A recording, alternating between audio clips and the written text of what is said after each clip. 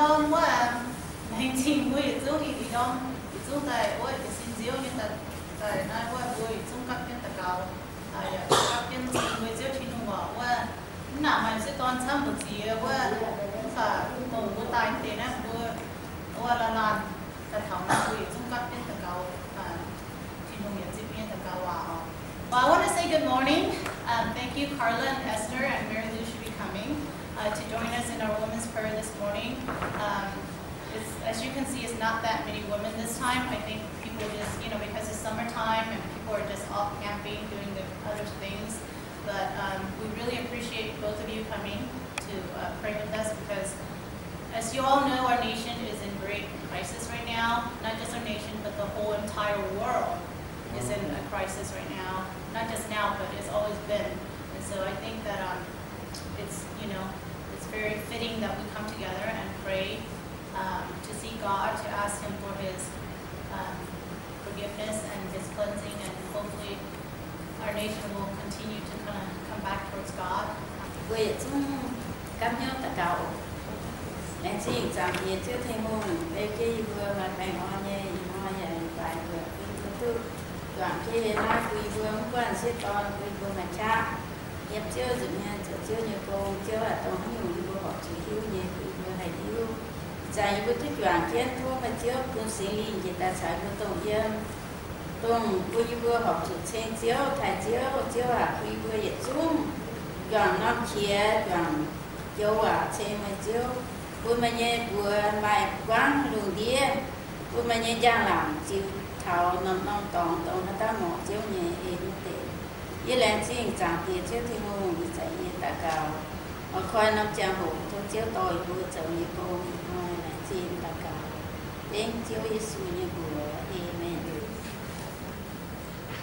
Của Thiên Kitô tông yêu nhau của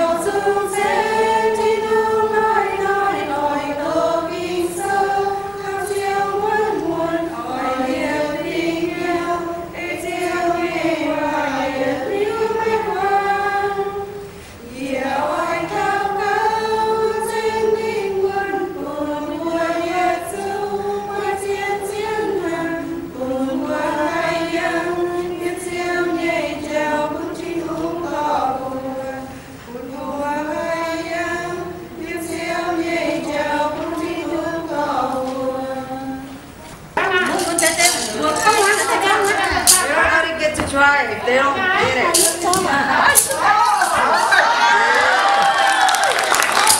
Okay, 1, 2, 3, go.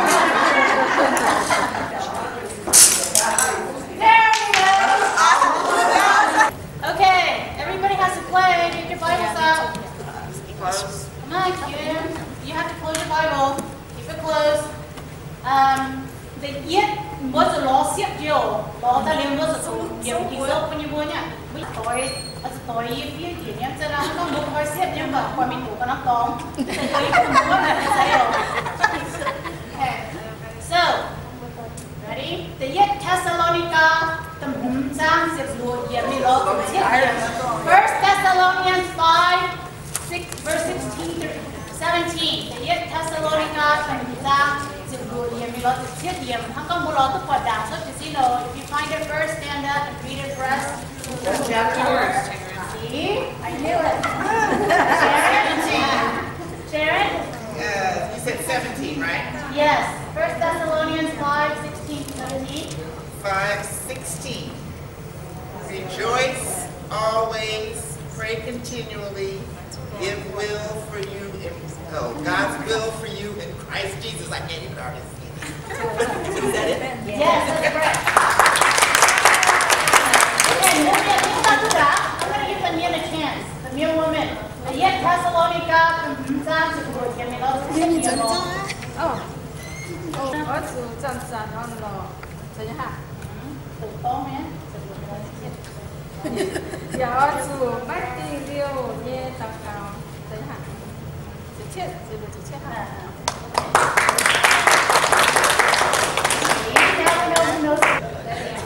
Okay, Betty, I think you are the winner.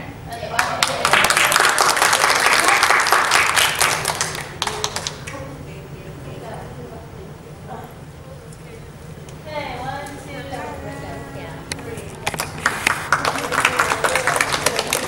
Okay, thank you for playing the Bible trivia game. So now it's on Wuic.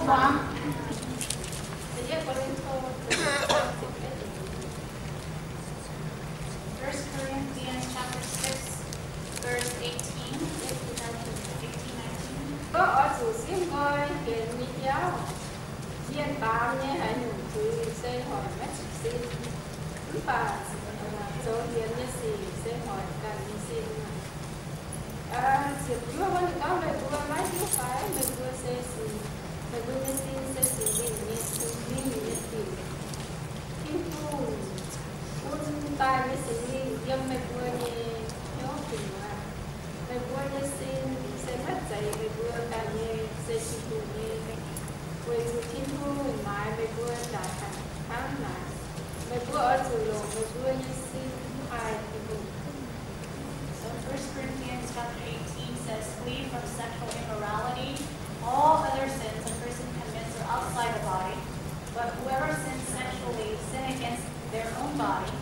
Do you not know that your body is the temple of the Holy Spirit, who is in you, whom you have received from God? You are not your own. You were bought with a price. Therefore, honor God with your bodies. That's in khi hôm ở vô bảo Tiên nhé, Phật tự lên nhau Hắn đã đến số cổ đi nó vui là Thế nhất rồi nhé, xin gọi ạ So the Bible is very clear of what you should and should not do. So now that we know, we should try not to do these things. Quên bảo gì vậy, tự nhiên yêu hàng Phạm sao tự nhiên yêu 1 John chapter 3 verse 1. Bằng cá khi thu đồ hải khám vua nhìn vua tức vua đồ khi thu nghe nam hồ và mất chơi sinh tức vua tháng kế về như nam hồ nhà bam nhiên mấy hiếu tú vua xây của chủ vua mấy hiếu tú rằng thăm những con dấu rằng vua thì thu như nam hồ và hai tiếng vua ở thăm này nó cái hiếu và vua hiếu tú khi tù kiểm soát bất giải vua ở tháng mình nó về nhất tu dần dần nhất tu cho kênh tháng là nó vua già lúc vậy thì tháng nó và mới có hải tàu mà làm tháng tu ở tháng nhất tu bất tạo ở sự tổ can trình dần tháng thì tù nó trình dần. So 1 John chapter 3 verse 1 through 3 says, see what great love the Father has lavished on us, that we should be called the children of God, and that is what we are. The reason the world does not know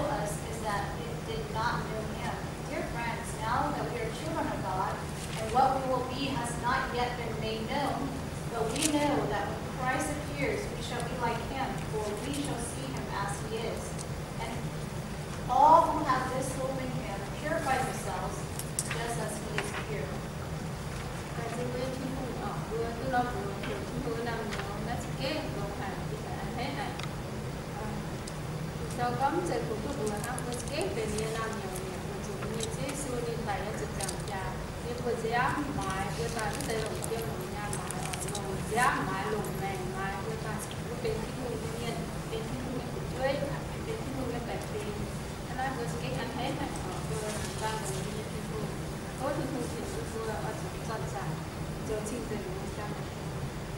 So because Christ didn't just come and, paid us with money, he came to pay us with his life, with his blood.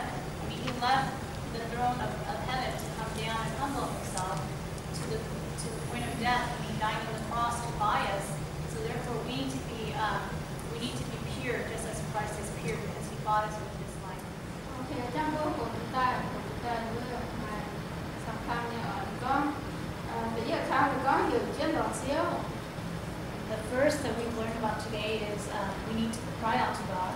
Bây giờ khăn thì có ở chỉ chiến sầu. Second is we need to put into action what we have learned from the Bible. The farm khăn thì có xiên nhiên giống như công ở. And the third point was Christians who do God's will. Có xin gọi thể đi cháu. And the fourth point was to not be to move away from temptations. And chỉ vì người ta mà khăn có xóa hay nhiều cũng nhiều. And another point 5 was what we reap is what we will sow. Chỉ vì có thuốc nhé. And the last main point that she shared with you all today was to ask, seek, and knock. Thì là trên khi cô là vừa mang về cái bộ sẽ sáng nhiều ngày sẽ chữa bộ đi qua khi mình có những cái điều là nhớ thì cô này mà xem cái gì nhá càng thì cũng có kiến trang thì nên có sự là như vậy sắp cả cũng là quên. So we serve a living God, not like the other religions or other gods who are dead in their graves, but we serve a living God, and so we should be encouraged that one day we will meet Him and to continue to serve and don't be discouraged. Continue to live for God. Con sẽ muốn nói là xin khi cô vừa làm con theo thắm. Thank you for listening, and we will continue to pray for Him. Trang của Daux, con đi vào cho cô bia nhiều bữa chủ cao nhé nhiều, với cao nhé à. Bia nó của Daux, tự nhiên nó mới mình như vừa rồi nhé, con đi không xem chi nông mà tự nhiên là bữa chủ xem chi nông nhiều. God's attributes and praise Him, nó của Daux is lành gì với giáo chi nông, okay? Lành gì với giáo chi nông như Ephesos tầm trang nhìn sự việc thì có qua lành gì với giáo chi nông. So number 2, the second finger is thanksgiving. After you praise God, praise Him, meditate on Him, praise His worthiness. And then the third finger is intercession. Intercession say what? Okay, praying for other people. Okay? The fourth finger is to confess our sins before Christ. Confessing and repenting to God for our weaknesses and our sins.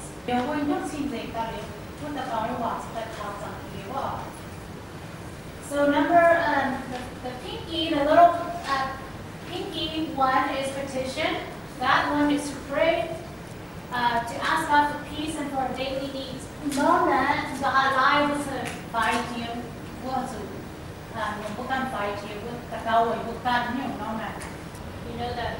right now there's so much terror now, so pray for comfort for them, pray for peace around the world. The Gaux we don't deal, not simple. The Gaux we don't deal with. The long the boom the way sẵn long the boom work what the word tại tham lam những tham có gì là những cái của này là hai cái Gaux we của họ. Vì số là cái Gaux.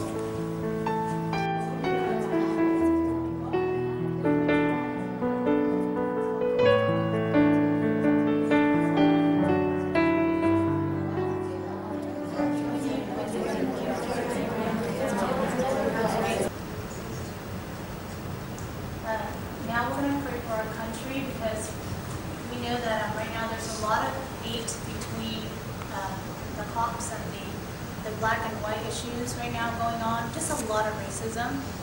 That we love each other, the love of Christ.